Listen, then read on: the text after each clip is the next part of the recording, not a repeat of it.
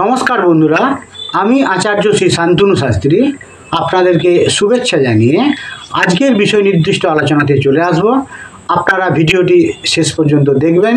ভিডিওটি যদি ভালো লাগে তাহলে আপনারা ভিডিওটি লাইক, কমেন্ট এবং শেয়ার করবেন এবং চ্যানেলটিকে আপনারা সাবস্ক্রাইব করবেন এবং বেল বাটন প্রেস করবেন ভবিষ্যতে নতুন নতুন ভিডিওর নোটিফিকেশান পাওয়ার জন্য। তো চলে আসুন, আজকের আলোচ্য বিষয়ে আমরা চোখ রাখি। নমস্কার বন্ধুরা, আমরা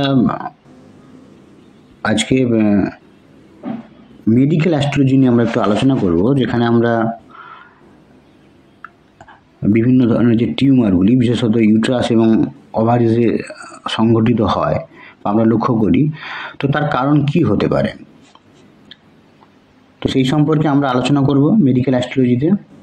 তো সাধারণ অবস্থায় আমরা কিছু কারকতা আগে আমরা জেনে নেব। যেমন এখানে আমাদের প্রথম যে কারকতাটি আমাদের জানতে হবে সেটি হচ্ছে যে শুক্র কিসের কারকতা দেয়, সেটি গুরুত্বপূর্ণ একটি ফ্যাক্টর। শুক্র এখানে কিন্তু পুরুষত্বহীনতা, ডিম্বাশয়ের সমস্যা এবং বন্ধ্যত্ব, এবং সেখানে দেখা যায় যে শুক্র মারাত্মক রকমভাবে ডিস্টার্ব থাকলে সেক্ষেত্রে ইউরিনাল বিভিন্ন ধরনের প্রবলেম হয়। তো আজকে আমরা যেটা আলোচনা করব যে সেখানে মেন সিস্ট বা টিউমার এই ধরনের সমস্যা হয় ইউট্রাসে কিংবা ওভারিজে হয়। তো সেই জায়গাগুলো কখন হয়, কেন হয় বা কখন হওয়ার তো গুরুত্বপূর্ণ কী কানেকশান থাকলে সংঘটিত হয় সেই সম্পর্কে আমরা আলোচনা করব। তো শুক্র অনুকূল অবস্থায় থাকলে গর্ভধারণের একটা ভালো অবস্থা তৈরি হয়, আর শুক্র প্রতিকূল থাকলে প্রতিকূল অবস্থা তৈরি হবে। এবার আমরা জেনে নেব কি যে সিস্টের ক্ষেত্রে তার একটা কারক গ্রহ আছে, শুক্রকেও আমরা সেখানে সেই কারকতার মধ্যে ধরছি সিস্টের ক্ষেত্রে। আর যখন আমরা টিউমার দেখব, টিউমারের ক্ষেত্রে কিন্তু মঙ্গল একটি গুরুত্বপূর্ণ প্ল্যানেট, মঙ্গল গ্রহ কারকতার দিক দিয়ে, এবং এর সঙ্গে বৃহস্পতি আর রাহুরও একটা সংযোগ দরকার হয়ে পড়ে এই ধরনের কানেকশানটিকে বৃহত্তর পর্যায়ে একটু বড় আকার ধারণ করতে। ছোট অবস্থায় যদি সেটা দেখা যায় যে সেটা নিষ্পত্তি হয়ে গেল, তাহলে সেই ধরনের বেগ পেতে হয় না, কিন্তু সেটা তার পরিধিটা কতটা হতে পারে সেক্ষেত্রে আমরা মঙ্গলকেও দেখতে হবে আর বৃহস্পতি রাহুকেও দেখতে হবে। তো আজকের যে চার্টটি নিয়েছি, তো সেখানে একজনের ওভারিতে কিন্তু এই ধরনের একটা সমস্যা হয়েছে। তো আমরা ইন জেনারেল সাধারণ অবস্থায় আমরা এই সিস্ট বা টিউমার এগুলি ওই গুরুত্বপূর্ণ জায়গায় কি কারণে সংঘটিত হয় সেটা আমরা জানব, এবং তার আগে আমরা জেনে নেব কি যে কারকতার দিক থেকে ভাবের কারকতা আমাদের জানতে হবে। যেমন আমরা তো গ্রহগুলোকে জানলাম যে কোন গ্রহ কিসের কারকতা দেয়, এবার ভাবগুলোকে জানতে হবে। তো লগ্ন সাপেক্ষে আমরা সপ্তম ভাব যেটি আমাদের আছে, সেই সপ্তম ভাব এখানে পড়েছে কন্যা রাশিতে।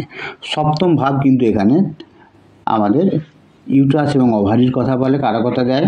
এবং তুলা রাশিও কিন্তু মানে কালপুরুষের রাশিচক্র থেকে সপ্তম ঘর হচ্ছে তুলা রাশি, সেই জন্য সেই তুলা রাশিও কিন্তু ইউট্রাস এবং ওভারির কারকতা দেয়, এবং তার সঙ্গে শুক্র গ্রহ। তাহলে তিনটে এখানে গুরুত্বপূর্ণ। একটা হচ্ছে কি যে তার যে চার্ট আছে সেই চার্ট অনুযায়ী সপ্তম ভাব, তার যে লগ্ন আছে আর কি, তার যে চার্টে যে লগ্ন আছে সেই লগ্ন সাপেক্ষে সপ্তম ভাব, কালপুরুষের রাশিচক্র অনুযায়ী সপ্তম ভাব যেটা তুলা রাশি পড়ছে, এবং নৈসর্গিক কারকতা হিসেবে শুক্র গ্রহ।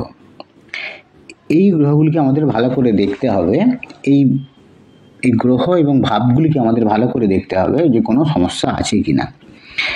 এবার যদি আমরা অষ্টম ঘরে যাই, কালপুরুষের রাশিচক্র অনুযায়ী অষ্টম ঘর আমাদের এখানে বৃশ্চিক রাশিতে পড়ছে, আর এই চার্ট অনুযায়ী লগ্ন সাপেক্ষে যদি আমি দেখি তো সেখানে তুলা রাশি পড়ছে। যাই হোক, অষ্টম ঘর আর বৃশ্চিক রাশি কালপুরুষের রাশিচক্র অনুযায়ী এটি কিন্তু জননাঙ্গের কথা বলে। তো এখানে আমরা দেখব যে ষষ্ঠ ভাবের সঙ্গে অষ্টম ভাব এবং দ্বাদশ ভাবের কানেকশান আছে কিনা সেটি আমাদের দেখতে হবে। এবং সেখানে লগ্ন পারমিট করছে কিনা, তাহলে আমরা এখানে ষষ্ঠভাবে অধিপতি হয়ে গেছে রবি। সেই রবিকে আমরা দেখতে পাচ্ছি কোথায় বসে আছে, দশম ঘরে বসে আছে। কার সাথে বসে আছে? ষষ্ঠ ঘর আমাদের কোন ঘরটি পড়ছে না, এই সিংহ রাশি ষষ্ঠ ঘর পড়ছে। অষ্টম রাশি তুলা রাশিতে পড়েছে, আর দ্বাদশ ভাব হচ্ছে পড়েছে এখানে কুম্ভ রাশিতে পড়েছে। তো 6, 8, 12 কানেকশন আছে কিনা আমরা দেখব। ষষ্ঠ ঘরের অধিপতি হয়ে গেছে রবি, সেই রবিকে আমরা দেখতে পাচ্ছি অষ্টম ঘরের অধিপতি শুক্রের সঙ্গে বসে আছে, রবি শুক্র। দ্বাদশ ঘরের অধিপতি হয়ে গেছে এখানে শনি। তো শনি কীভাবে কানেকশান তৈরি করেছে না, শনি দেখা যাচ্ছে কি যে শনি অষ্টমে বসে আছে, বসে তার তৃতীয় দৃষ্টি কিন্তু এই শুক্র এবং রবির উপর পড়েছে। তো অতএব এই চারটির ক্ষেত্রে 6, 8, 12 একটি কানেকশান আমরা এখানে লক্ষ্য করছি। এটি কিন্তু একটা সিরিয়াস সমস্যার কারণে ভোগায়। যখন আমরা দেখি যে কোনো একজনের চার্টে 6, 8, 12 কানেকশান আছে এবং তার সঙ্গে আমরা যদি দেখি বৃহস্পতি রাহুর একটা সংযোগ আছে, এই কানেকশানটি থাকছে, তার সঙ্গে বৃহস্পতি আর রাহু এদের দুজনের সংযোগ যে কোনোভাবে তৈরি হয়েছে, সেক্ষেত্রে কিন্তু সিরিয়াস কোনো প্রবলেমে জাতককে ভোগাতে পারে। তো এখানে আমরা 6, 8, 12 কানেকশানটি পেয়েছি। এবার আমরা বৃহস্পতি রাহু আর বৃহস্পতির যে কানেকশান আমরা যদি দেখি, বৃহস্পতি এখানে কিন্তু দেখতে পাচ্ছি কি আমরা এখানে নবম ঘরে বসে আছে বৃহস্পতি, এবং বৃহস্পতি এখানে আছে কার, শনির নক্ষত্রে। বৃহস্পতি শনির নক্ষত্রে বসে আছে।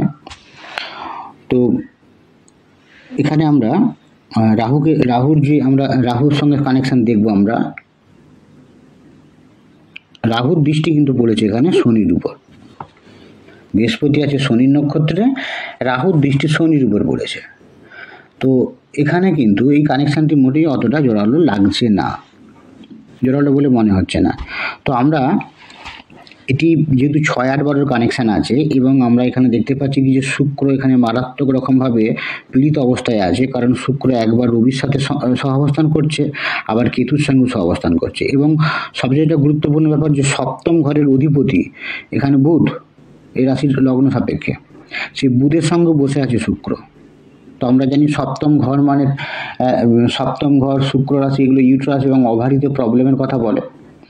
তো সেই হিসেবে এখানে পরিষ্কার বোঝা যাচ্ছে, এবং শুক্র যেহেতু যুক্ত হয়ে গেছে সপ্তম পতির সাথে, এবং 6, 8, 12 কানেকশান আছে, তার শুক্রজনিত যে সমস্যাগুলি এবং সপ্তম ঘরজনিত সমস্যা এখানে জোরালোভাবে আমরা এখানে একটা সপ্তম ঘরজনিত সমস্যার কারণে ভুগতে পারে তার ইন্ডিকেশন আমরা পাচ্ছি। তো আমাদের রাহু আর বৃহস্পতির যে একটা জোরালো কানেকশান, সেটি খুঁজতে আমাদেরকে কিন্তু ভাবচলিত যে চক্র আছে সেখানে আমাদের যাওয়ার প্রয়োজন আছে। তো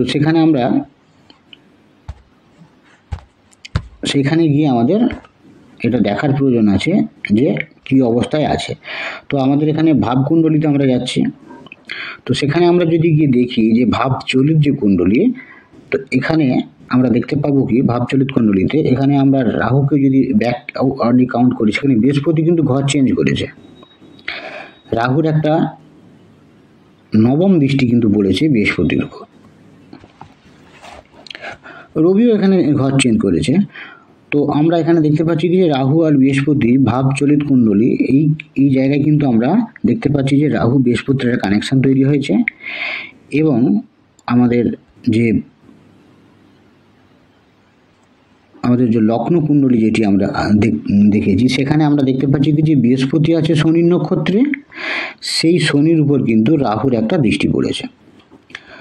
তো আমরা ভাবচলিত কুণ্ডলিতে একটা কানেকশান পাচ্ছি, আর লগ্ন কুণ্ডলিতে আমরা একটা নাক্ষত্রিকভাবে একটা সংযোগ তৈরি হয়েছে সেটা আমরা পাচ্ছি। অতএব 6, 8 আর 12 এবং তার সঙ্গে বৃহস্পতি এবং রাহুর কানেকশান, এবং সেখানে আরেকটি গুরুত্বপূর্ণ জিনিস যেটি আমাদের দরকার, সেটি এই টিউমারের ক্ষেত্রে ইউট্রাসে, সেটি হচ্ছে কি না মঙ্গলের একটা ষষ্ঠ ঘরের সঙ্গে সংযোগের দরকার আছে। মঙ্গল কেন না, মঙ্গল আমাদের জানতে হবে কি যে মঙ্গল আমাদের আলসারের কথা বলে, এই মঙ্গল গ্রহ কারকতা হিসেবে টিউমারের কথা বলে, পাইলসের কথা বলে, দুর্ঘটনাজনিত রক্তপাতের কারকতা দেয়, অস্ত্রোপচারের কথা বলে, টিউমারের কথা বলে এই মঙ্গল। তো সেই হিসাবে মঙ্গলের একটা আমরা যদি দৃষ্টি দেখি আমরা, তো সেটি কিন্তু অষ্টম দৃষ্টি ষষ্ঠ ঘরের উপর পড়েছে। তাহলে মঙ্গলের যে দৃষ্টি আমরা, মঙ্গলের অষ্টম দৃষ্টি সেটি ষষ্ঠ ঘরের উপর পড়েছে, লগ্ন সাপেক্ষে যে ষষ্ঠ ঘর তার উপর পড়েছে। তো ষষ্ঠ ঘরে মঙ্গলের এখানে একটা সংযোগ আমরা এখানে পাচ্ছি। তো এখানে কিন্তু পরিষ্কার ভাব হিসাবে কানেকশান জোরালো হয়ে আছে এবং কারক গ্রহ হিসাবে শুক্র এখানে চলে এসেছে।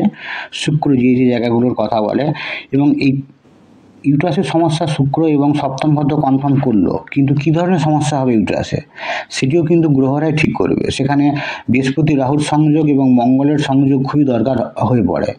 সেটিও আমরা দেখলাম যে সেটিও তৈরি হয়ে আছে। ষষ্ঠ ভাবের উপরই মঙ্গলের দৃষ্টি পড়েছে এবং বৃহস্পতি রাহুর একটা কানেকশান আমরা জন্মকুণ্ডলী প্লাস আমরা ভাবচলিত কুণ্ডলিতেও আমরা দেখেছি। অতএব এখানে কিন্তু পরিষ্কার বোঝা যাচ্ছে কি এই জাতিকার ক্ষেত্রে কিন্তু তার ইউট্রাস বা ওভারিতে সমস্যা আসবে এবং সেই সমস্যার কারণে তাকে ভুগতে হবে, এবং তার এখানে একটা অবহেলা লক্ষ্য করা যাবে, দীর্ঘায়িত হবে রোগ, কারণ শনির একটা সক্রিয় অংশগ্রহণ আমরা দেখতে পাচ্ছি এই ঘরটির উপর পড়েছে, এবং বৃহস্পতি রাহুর কানেকশানও যেহেতু আমরা পেয়েছি তাই দীর্ঘায়িত হবে। কেতু এখানে অবস্থান করছে, ভুল চিকিৎসা এবং গুপ্তভাবে তার সমস্যা বাড়া, এই লক্ষণগুলিও কিন্তু প্রকাশ পাবে। আজ এই পর্যন্তই। পরবর্তীকালে আমরা আবার মেডিকেল অ্যাস্ট্রোলজির অন্য কোনো গুরুত্বপূর্ণ টপিক নিয়ে আলোচনা করব। ভালো থাকবেন, নমস্কার।